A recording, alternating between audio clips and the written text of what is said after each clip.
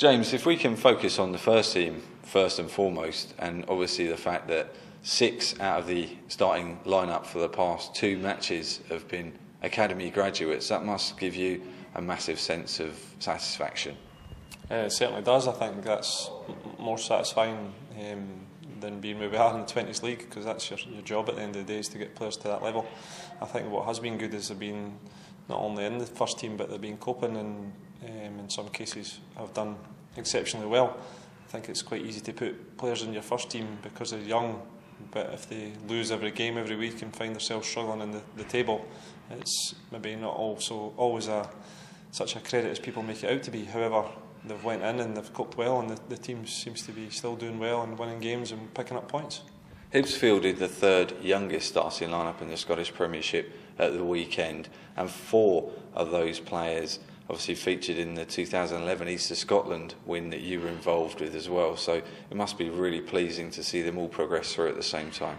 Absolutely. I think sometimes you get that, and people always have high expectations of the youngsters, especially at Hibs, because they're desperate for the next golden generation, and you hear that phrase, the golden generation, mentioned at every club now, that everybody's looking for it. I knew at the time that we had a lot of talent in that certain group, and indeed a lot of them went on to play for Hibs, but to be playing again at the weekend and picking up points away from home can only be good for the club. Because 7 of that squad as well have already played in the SPFL for Hibs. David Gold and Bradley Donaldson have both played in friendly matches as well. So that's 9 out of a group of 13, 14 players that featured that day at Tynecastle. So that must be massively pleasing. It is. I think Harry Monaghan as well also played a pre-season game, so that was another one, and it is really pleasing. And when you consider, I think it's 5 of them have got Scottish Cup runners-up medals as well. So it's not that they just went in and played in certain games, against lesser opposition. They've played in the top games, so it's really pleasing. And I think at times the academy's maybe taking a wee bit of stick in terms of people asking, what we do and things like that. And I mean, the doors are open for any supporters who want to get in contact and see what we do in the academy, because there's a lot of good work goes on, and sometimes it takes time to develop things. And I think we're seeing the fruits of the loom now. You've got obviously Stanton and Handling called up for the Scotland Under-21s, Cummings for the Under-19s. That must be a real feather in your cap as well. That's right. I think sometimes we don't get enough international recognition because there's so many good youth players in the country.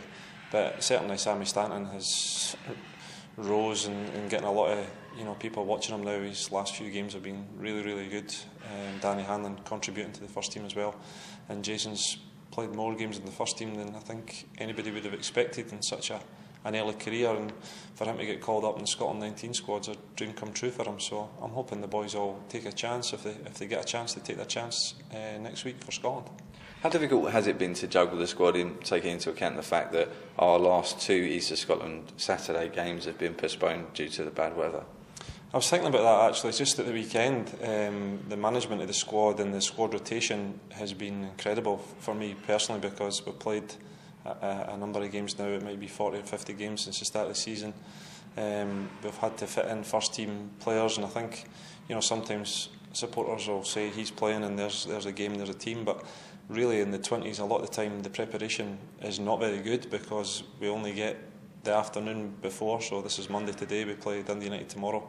We'll only get the players for maybe an hour and a half to prepare for the game, because they're playing with the first team, and sometimes we don't get them at all, so you're sometimes throwing a team together. So in terms of the 20s games, you're throwing a team together who you're expecting to get an understanding quickly and go and compete and be good to watch and win games of football, and then also keeping everybody happy and try and give them a game on a Saturday and still try and win football matches. So I think without counting it up, we probably have used about 40 odd players for certainly the under-20s this season, and probably East of Scotland we're maybe at sort of 30 players. So it's been really hard to juggle whilst still winning games of football and getting people into the first team. It's been a brilliant season really, when you think about all the outside factors.